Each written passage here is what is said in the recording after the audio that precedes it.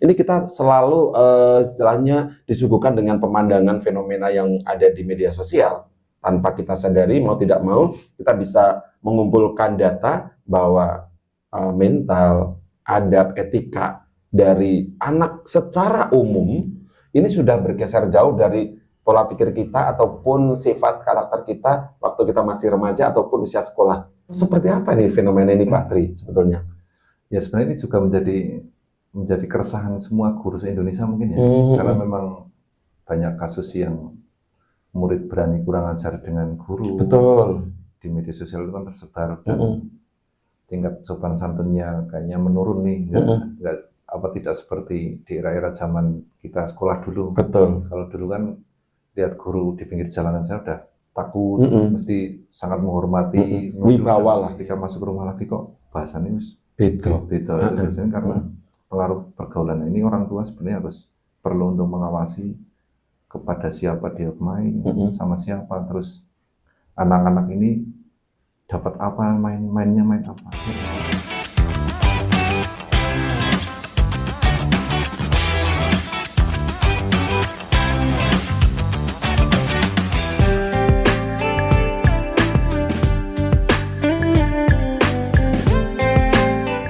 Halo, assalamualaikum warahmatullahi wabarakatuh. Apa kabar sahabat Om Agil Channel? Ketemu lagi bersama saya Rigel Saputra di Om Agil Channel. Nah, untuk obrolan kita kali ini, saya kedatangan seorang narasumber dari dunia pendidikan yang nanti kita ingin tanya-tanya seputar profesi seorang guru dengan berbagai macam persoalannya yang ada ketika sedang mengajar dan sebagainya dan sebagainya. Nah, tanpa komentar panjang, langsung saja saya perkenalkan ke sahabat Om Agil Channel bersama Bapak Tri Prasojo, Sarjana Pendidikan, betul ya? Apa kabar Pak Tri? Alhamdulillah sehat. Terima kasih sudah berkenan hadir di Om Agil Channel. Kita mau ngobrol open sharing aja. Ini nggak ada bahasan yang terlalu jelimet, rumit, ataupun formal banget. Kita santai aja. Pak Tri Prasojo, Sarjana Pendidikan. Sebelum ke topik bahasan yang lebih masuk, lebih dalam, kita mungkin perkenalan dulu ya. Ngajar di mana nih Pak Tri? Di SMK Muhammadiyah 1 Wonosobo. Kalau bahasa trennya itu SMK Mutu Wonosobo. SMK Mutu Wonosobo. Nah, ini mungkin barangkali sebagian siswa-siswi sudah paham betul dengan sosok beliau, Pak Tri Prasojo, SMK Muhammadiyah 1 Wonosobo. Ngajar apa nih? Mapel apa nih Pak Tri? Ngajarnya mapel bahasa Indonesia. Bahasa Indonesia. Sejak kapan Pak Tri Prasojo ini sebagai guru di salah satu sekolah di Wonosobo ini Pak? Sejak tahun 2014. 2014. Berarti sudah hampir 11 tahun. Iya, sekarang 2025 ya, berarti kurang lebih 11 tahun. 11 tahun. Ini sebelum pada akhirnya sekarang berprofesi sebagai seorang tenaga pengajar ataupun guru, kesibukan sebelumnya apa? Atau dari pendidikan langsung ke guru ini? Sebelumnya pernah, sebelum kuliah, kalau sebelum kuliah itu pernah kerja di Hotel Santika pernah. Jadi paham perhotelan ya ternyata. Sedikit-sedikit pernah, kurang lebih 1 tahun. 1 tahun. Nah, setelah itu saya melanjutkan kuliah di Universitas Ahmad Dahlan, Yogyakarta. Ambil pendidikan S1, pendidikan Bahasa dan Sastra Indonesia. Cuma kan orang kan jarang yang tahu kalau jurusan itu sebenarnya kalau disingkat PPSI. PPSI. Sama kayak Persatuan Badminton Seluruh Indonesia. Iya kan? Itu kan sebenarnya ada sastranya. Tahunya kan ini kalau ngambil jurusan hanya jurusan Bahasa Indonesia, padahal enggak, jurusan Pendidikan Bahasa dan Sastra Indonesia. Kalau yang khusus sastra itu ada sendiri. Berarti itu bukan di pendidikannya tapi di keilmuannya.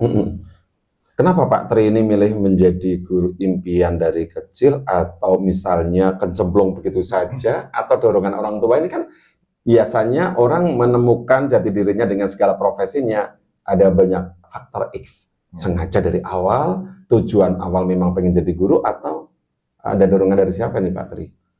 Nah itu, apa realitanya itu kan manusia kan selalu berubah. Sifatnya itu kan selalu berubah tergantung situasi dan kondisi. Betul. Waktu SD cita-citanya jadi dokter. Nah ini menarik. Mulai SMP itu cita-citanya sudah berubah lagi, pengen jadi pengusaha.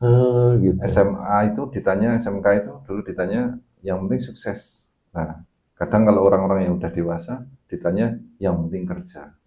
Itu kan karena memang realita kehidupan kan kita mulai nalar atau mulai mengetahui tentang profesi kita yang sebenarnya itu, yang cocok itu apa, itu pertama dilihat dari segi kemampuan finansial. Oh, kita udah cita-cita jadi dokter, ternyata kita ketika dewasa tahu biaya kedokteran itu sangat mahal. Oh, ternyata orang tuanya nggak mampu ini, berarti harus menurunkan ego ya, menyesuaikan ya. Ya rata-rata kalau anak SD ditanya semuanya dokter ya. Karena mereka nggak tahu biaya, belum berpikir sampai ke arah ubur rampenya menjadi seorang dokter itu seperti apa. Akhirnya mulai setelah itu kerja mengambil guru itu karena satu orang tua yang mendorong untuk menjadi pengajar, dan saya kebetulan meskipun kelihatannya pendiam, tapi dulu pada saat SMK itu saya sering ngobrol di kelas, jadi sering senang membaca. Jadi saya hampir dulu pada saat masih kerja itu dulu, kalau di angkringan di Jogja itu koran-koran yang lama tuh tak baca, koran-koran yang tahun-tahun lama itu tak baca. Saya senang membaca. Kalau sekarang ada dunia digital kan, sekarang larinya membacanya di artikel-artikel berita-berita itu. Betul. Makanya kalau di rumah saya mesti senang dengar berita, saya senang membaca suatu hal yang baru. Dan ya kalau orang tua bilang, dilihat dari kecil saya senang nguding ilmu, senang mencari ilmu. Nah, itu yang melatari akhirnya saya ngambil jurusan itu, dan kebetulan kalau untuk ilmu esak ataupun matematika dan jenisnya kan saya nggak pinter. Dan dari nilai ujian nasional dulu yang paling bagus nilainya bahasa Indonesia. Nah, ini saya masuk di bahasa Indonesia ini. Akhirnya saya masuk di bahasa Indonesia. Nah, ini dari sebelumnya kisah awal tentang terjun di bidang dunia pendidikan, apakah sampai hari ini sudah sesuai ekspektasi dan skill kemampuannya? Alhamdulillah. Sudah. Alhamdulillah sudah sesuai. Dan ternyata di dalam bahasa Indonesia dulu juga pada saat kuliah, mulai semester 4 itu, salah semester 4 itu kan ada penjurusan. Penjurusannya di drama atau di jurnalistik. Itu kalau jurusan pendidikan bahasa dan sastra Indonesia itu. Dan saya kebetulan saat itu memilih yang jurnalistik, sampai jadi ketua kontingen jurnalistik jurusan bahasa Indonesia saat itu. Dan mulai saat itu saya mulai bidang itu, ternyata jurnalistik ataupun broadcasting itu adalah bagian dari pendidikan ilmu bahasa Indonesia. Oke, luar biasa. Nah, ini belum sudah begitu hangat obrolan kita bersama Pak Tri Prasojo, sarjana pendidikan tentunya, dan kita akan kulik seberapa jauh sih seorang profesi guru itu seperti apa sih.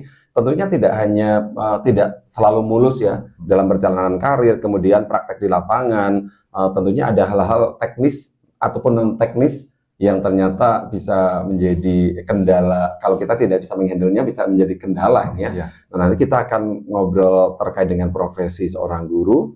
Ini namun kita karena segmen 1 munjuk dulu Pak. Sudah tak bikinkan kopi. Ini kopinya enak sekali. Coba bisa diserebi dulu. Nih, monggo.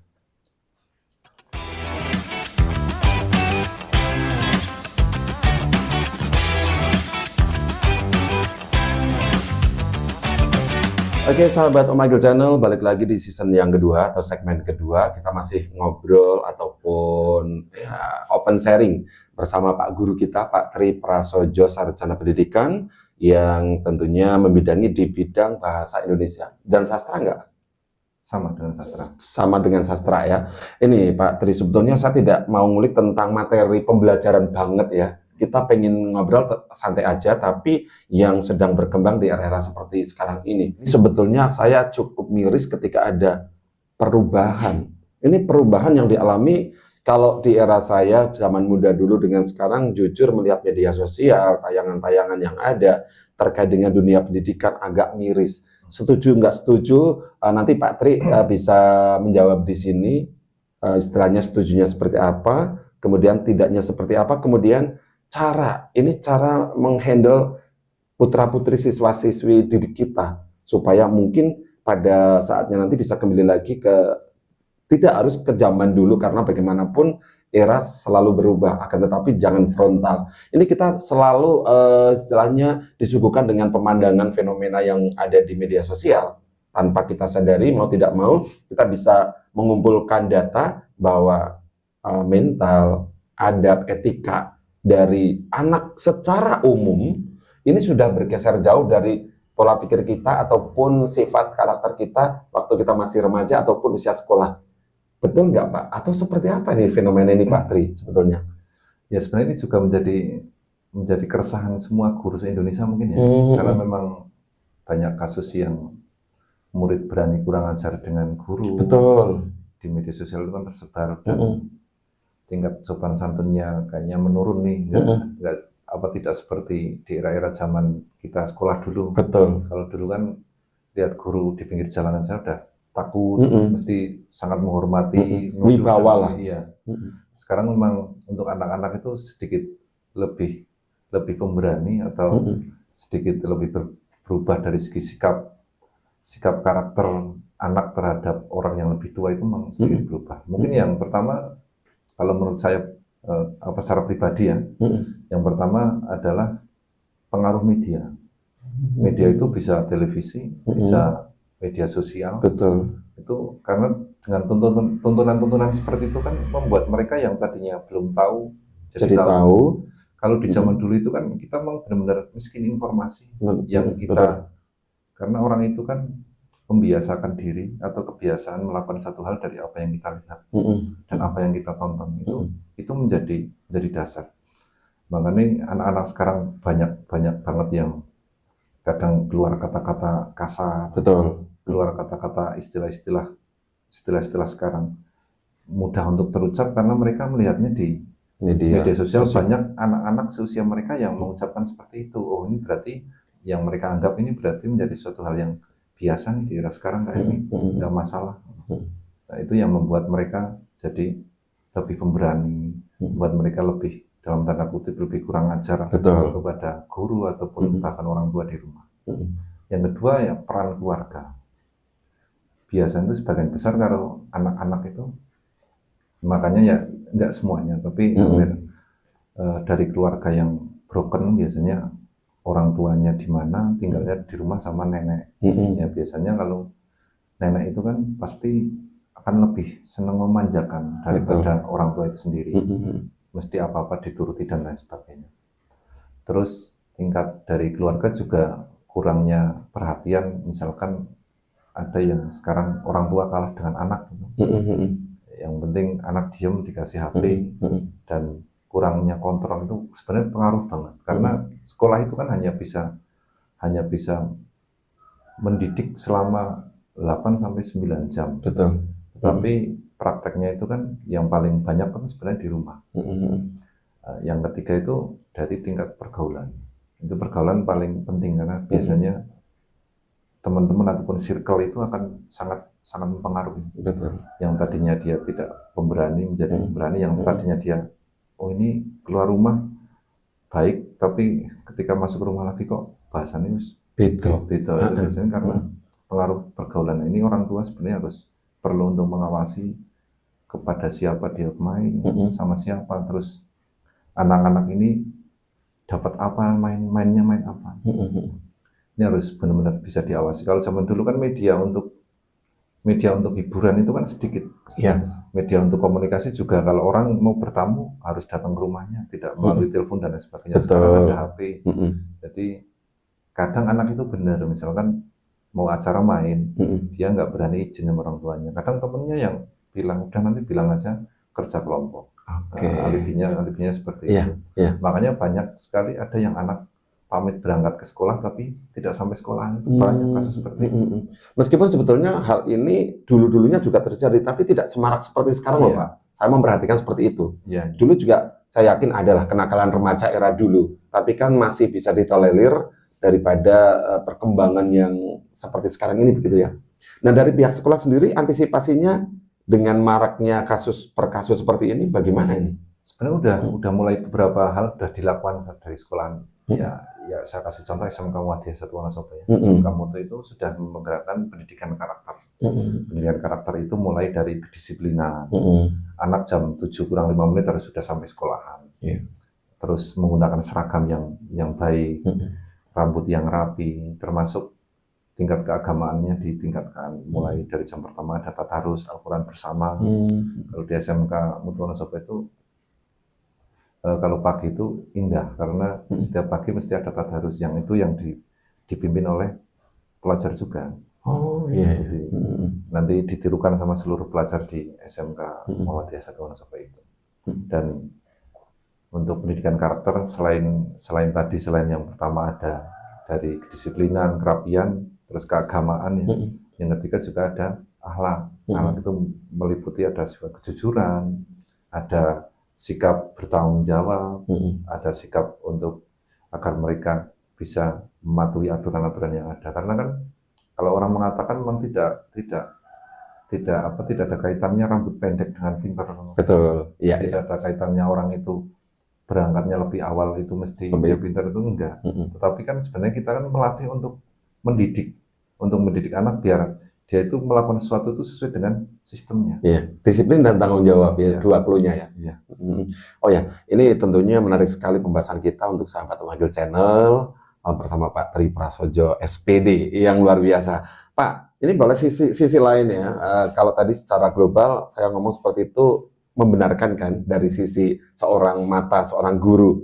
Ya. Jadi saya sebagai warga masyarakat, pengamat, memang seperti itu yang terjadi fenomenanya ya. Ini kalau Pak Tri sendiri, yang suka duka lah menjadi seorang pendidik di era seperti sekarang ini dengan perubahan karakter siswa-siswinya yang sudah wow, seperti apa ini? Ada tingkat kesetresan tersendiri atau ya bagaimana kita bisa istilahnya mengcounter segala persoalan yang ada dengan alhamdulillah mudah. Seperti apa nih Pak Tri ini? Kalau saya mengatakan sebenarnya jadi guru kalau pengen aman itu jadi guru yang cuek. Jadi guru yang tidak terlalu peduli. Yes. Itu aman, itu nggak pernah ada masalah, nggak pernah ada masalah. Yang penting anak masuk, kita ngajar, dengerin atau nggak dengerin terserah mereka, itu mesti aman. Biasanya guru-guru yang aman itu, guru-guru yang nggak pernah bermasalah itu malah justru guru yang menghindari masalah. Nah, ini mungkin clue juga untuk Bapak Ibu guru yang lain. Mohon maaf ya, tidak menggurui.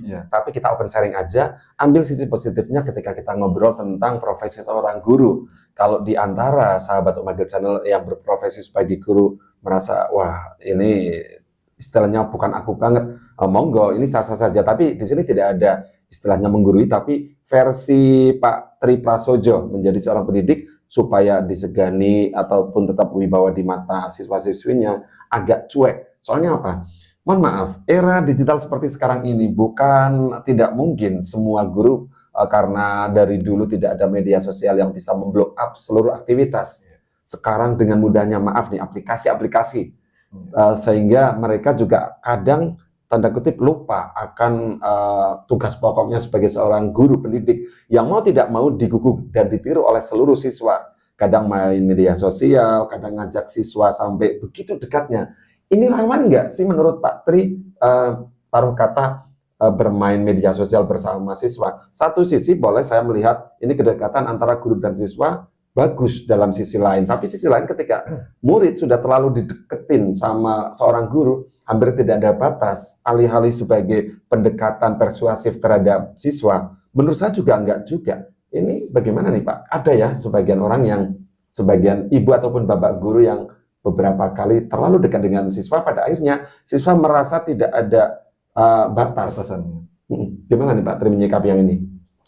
Ya kalau menurut saya sebenarnya kalau misalkan kita memanfaatkan media sosial, misalkan apalagi kita mengaitkan siswa, itu sebenarnya tergantung dari tujuannya. Betul. Yang pertama misalkan tujuannya itu untuk melatih mental ataupun untuk mendidik anak yang ada aplikasinya dengan pelajaran, nggak apa-apa, nggak masalah. Betul. Apalagi misalkan dia sebagai guru tari, misalkan guru tari kan dia mempraktekkan salah satu tari, mengajak murid-muridnya untuk nari, itu boleh saja. Cuma kan kadang yang masyarakat awam kan kadang tidak tahu ini guru tari atau bukan ya. Jangan-jangan dia hanya melihat sebagai guru saja, bukan dari profesi. Ternyata setelah dicek di berandanya, ternyata dia guru tari. Jadi kalau guru tari ya nggak masalah. Menurut saya sah-sah saja ketika di media sosial itu dia joget-joget sama beberapa murid. Ataupun kegiatan-kegiatan yang lain, misalkan dia guru tapi sebagai pembina ekstra jurnalistik, terus main film bareng ataupun apa. Iya. Ini konteksnya sudah beda. Dengan mapel yang memang istilahnya diajarkan ke siswanya memang sudah harusnya seperti itu ya. Kan tetapi, nah ini yang sedang heboh, yang sedang hangat. Maaf nih, seorang guru agama, ibu-ibu bersama siswanya yang baru 13 tahun. Ada kedekatan yang awalnya bermain medsos bersama, pada akhirnya ada terjadi hal-hal yang sudah terlampau jauh. Dan ketika kita lihat di beranda, komentar dari netizen juga sudah begitu miris. Nah, ini salah satu fenomena yang terjadi di dunia pendidikan kita kali ini. Ini termasuk yang salah ya menurut saya. Salah. Karena joget-joget, maaf nih guru agama loh. Ya. Ya.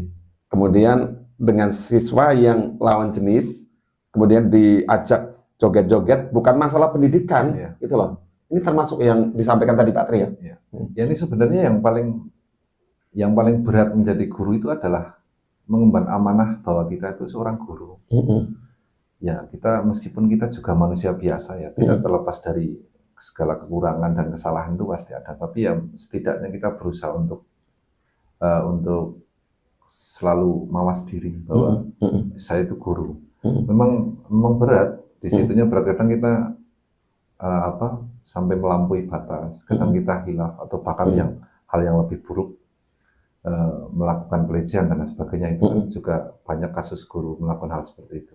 Memang yang paling susah tuh itu. Saya kadang sering mengatakan sama teman-teman saya kalau ngobrol, kadang teman saya kan ada yang jadi pengusaha, ada yang jadi pegawai bias di sebuah perusahaan. Saya bilang, kalau saya kerjanya sama kayak kalian, mungkin saya bisa ikut sama kalian.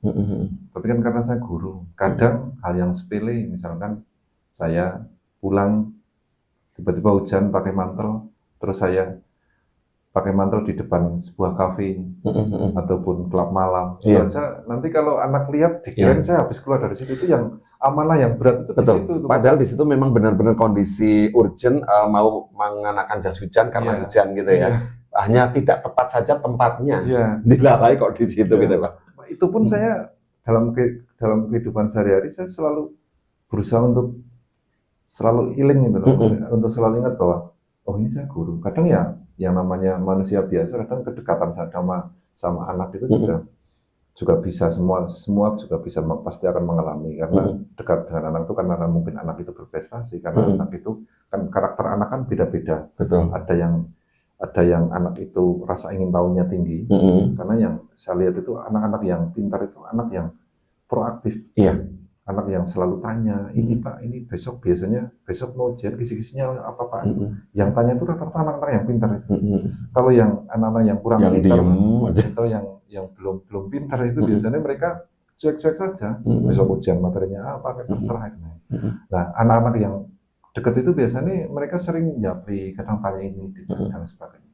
Tapi yang paling penting kita harus sadar bahwa ini adalah murid saya, ini adalah siswa saya, entah itu laki-laki ataupun perempuan. Itu sama aja.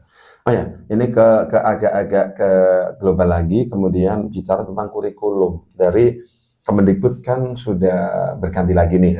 Saya dengar isu-isunya dari yang kemarin sama sekarang itu ada sedikit perubahan kalau nggak salah ya, sistem belajar mengajarnya. Ini ngaruh banget nggak sih, ataupun mensosialisasikan ke siswa-siswinya itu seperti apa ini dalam menyikapi hal ini dari Bapak Ibu guru di masing-masing sekolah ini? Kalau saya sih sudah paham, biasanya setiap ada pergantian menteri pasti akan ganti kurikulum. Betul. Kalau saya sih nggak pernah mempermasalahkan itu sih, karena saya selalu membuat diri saya jangan menjadi orang yang kagetan ketika ada perubahan. Kalau kesulitan ya pasti kesulitan di administrasi guru. Kalau yang saya misalkan dulu ada perangkat pembelajarannya seperti ini, sekarang ketika ganti kurikulum perangkat pembelajarannya ganti, metodenya juga berubah lagi. Nah, kalau kadang anak itu kadang nggak terasa ini berubah ya. Cuma kan bedanya kok dulunya nggak ada ini, sekarang ada P5 kayak gitu membedakan. Tapi kalau anak kadang nggak ngeh kalau ini berubah. Kalau saya biasanya di administrasinya, kalau guru yang repot itu biasanya di administrasinya yang selalu berubah-ubah, yang dulunya modul ajarnya seperti ini, konsepnya sekarang diganti modulnya seperti ini. Selanjutnya saya ingin juga tanya terkait dengan suka duka yang paling ekstrim. Sukanya seperti apa menjadi guru? Tadi kan sebagian sudah disampaikan nih. Dukanya yang paling tidak bisa dilupakan Pak Tri sampai sekarang detik ini menjadi seorang guru, pernah menangani ya kasus ataupun anak yang bandel ataupun bagaimana ini di sekolah Pak Tri sendiri nih? Kalau anak bandel sih pernah hampir sering malah. Tapi kalau paling berkesan apa ya? Karena mungkin kalau yang untuk anak bandel itu yang paling berkesan ya guru BK yang paling paham ya. yang paling paham. Karena bagaimanapun muaranya ke sana ya. Setiap ada persoalan siswa di sekolah, tentunya guru BK yang berperan aktif. Kalau guru mapel itu biasanya ketika paling masalah sama anak seputar pelajarannya ya. Seputar pelajaran tidak mau nyimak kalau pelajaran. Yang kedua, anak-anak itu biasanya kadang malah tidur, kadang dia terlambat, biasanya pergantian jam yang seharusnya dia udah masuk, ternyata dia masih di kantin dan sebagainya. Itu biasanya masalah-masalah seperti itu. Cuma kan karena sekarang untuk penanganannya kan banyak sekali aturan-aturan yang harus diberlakukan untuk guru, itu makanya harus hati-hati, tidak boleh. Kalau dulu zaman ke sekolah biasa dilempar sama penghapus kan biasa. Nah, ini saya juga mau tanya, mumpung masih kasus per kasus lah, terus terang aja, di Wonosobo sendiri juga kemarin belum lama marak dan juga sempat viral juga seorang wali murid di sebuah sekolah, waktu itu sekolah dasar ya, kalau Pak Tri sendiri di SMK, jadi levelnya memang beda ya, ini di sekolah dasar, akan tetapi mungkin dari kacamata seorang guru sama ya, ini membenarkan nggak sih seorang siswa ketika anaknya melakukan mungkin karena kesalahan sendiri si anak, di sekolah, kemudian ditegur gurunya, malah terjadi semacam tidak nerimo seorang ibu ataupun seorang wali dari siswanya, kemudian sampai ya taruh kata kayak mensomasi besar-besaran ini. Ini sejauh ini kan termasuk sudah pergeseran era, pergeseran pola pikir dan juga sikap sifat dari seorang siswa, kemudian orang tua di rumah perannya, kemudian guru di sekolah, ini kan tidak bisa lepas ya. Ini kasus kemarin yang heboh. Menurut Pak Tri seperti apa? Sekelumit aja nih, silakan. Ya kalau menurut saya itu sebenarnya apa kesalahannya di orang tuanya sebenarnya. Orang tua dari siswa ya? Iya. Ketika kita udah mendaftarkan anak ke sekolah tersebut, itu berarti secara tidak langsung kan menitipkan anak tersebut selama di jam sekolah. Dan harus mempercayakan apa yang istilahnya berikan kepada siswa-siswi terkait dengan pelajaran maupun cara menyikapi guru kepada siswanya di sekolah gitu ya. Iya.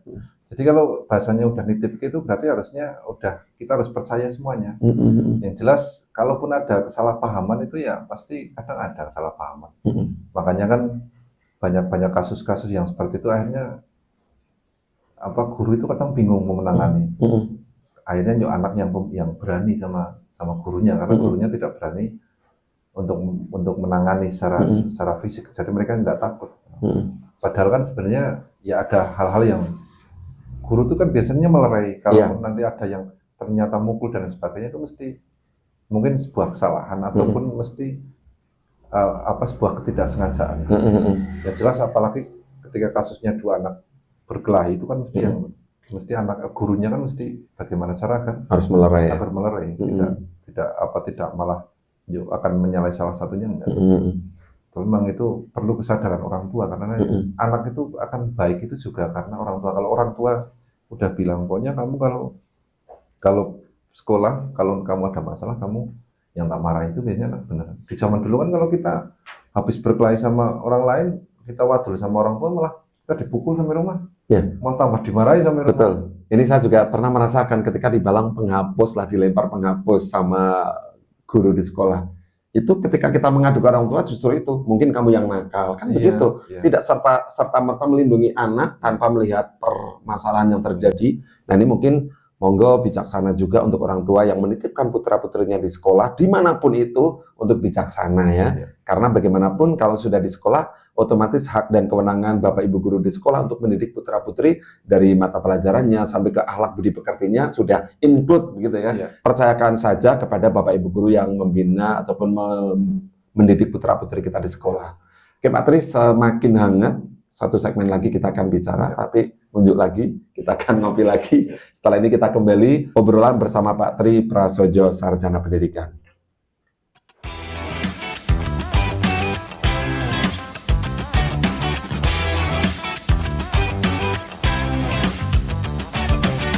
Oke sahabat Omagil Channel, balik lagi bersama saya Rigel Saputra dan juga kita masih ngobrol santai bersama Pak Tri Prasojo, Sarjana Pendidikan, yang tadi sudah 2 segmen, sudah ngobrol hangat. Nah ini di closing aja Pak, sedikit tentang mungkin pesan lah, ajakan, himbauan.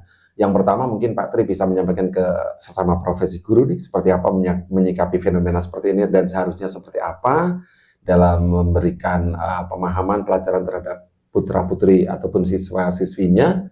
Kemudian mungkin pesan yang kedua khususnya kepada orang tua siswa di masing-masing sekolah yang sudah menitipkan putra-putrinya di sekolah, ya monggo harus 100% percaya kepada sekolah itu. Kemudian yang terakhir nanti pesan pada putra-putri siswa-siswi kita di era seperti ini harusnya bersikap seperti apa? Monggo Pak Tri. Yang pertama kalau ke sesama guru, yang pertama ya kita harus tetap selalu iling bahwa kita itu sebagai guru, jadi kita tetap menjaga sikap hal-hal yang perlu kita hindari ya hindari, hal-hal yang harus kita lakukan karena memang kita itu sebagai contoh yang digugu dan ditiru. Betul.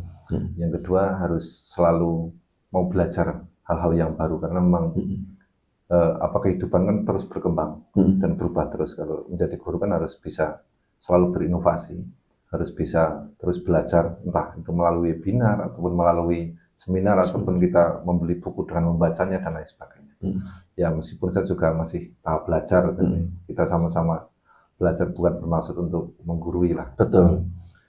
Terus yang kedua untuk orang tua ya, yang pertama diniati karena mendidik putra-putri itu adalah bagian dari ibadah yang sangat luar biasa, menjadi aset di akhirat nanti. Yang pertama ya memilih sekolahan yang baik menurut jenengan semuanya. Kalau misalkan saya sebagai orang Islam ya, sekolahan yang Islami itu juga lebih baik karena ada nilai-nilai Islam. Karena biasanya akan sedikit berbeda atau akan sangat berpengaruh dari segi akhlak dan karakter dan ibadahnya. Yang kedua ya harus tetap kita percaya 100%, pasrah pada Bapak Ibu guru. Yang jelas Bapak Ibu guru pasti akan mendidik sebaik mungkin yang mereka lakukan. Mungkin jika dalam perjalanannya putra-putrinya memang ada masalah, itu sebenarnya hal yang wajar untuk mencari sebuah jati diri ataupun dalam proses pembentukan karakter itu kan memang tidak mudah. Anak itu kadang dari basicnya dia mungkin manja ataupun keras dan sebagainya, ketika masuk ke sekolahan itu agak berubah ya, itu sebenarnya nggak masalah, itu hal yang wajar. Kalau semuanya putih itu malah aneh. Semuanya ya ada anak yang nakal, ada anak yang manut, ada anak yang itu sebenarnya bukan nakal, karena sebenarnya anak yang kreatif lah, saya sebut orang aktif dan kreatif. Ya, gitu. Dan kreatif. Maka memang ya harus percaya lah, apapun yang dilakukan oleh Bapak Ibu guru di sekolah, yang jelas untuk kebaikan putra putri Bapak Ibu semuanya. Kalau untuk pesan untuk siswa atau pelajar seluruh di Indonesia lah, yang pertama pesan saya, ilmu itu bisa masuk dan bermanfaat. Salah satunya adalah jika kita mau menghormati guru. Itu yang harus dipahami. Kalau kita mau menghormati Bapak Ibu guru, kita mau kita tidak kurang ajar, kita mau mematuhi semua aturan sekolah itu, insya Allah nanti ilmu yang didapat dari sekolah nanti akan bermanfaat untuk masa depannya nanti.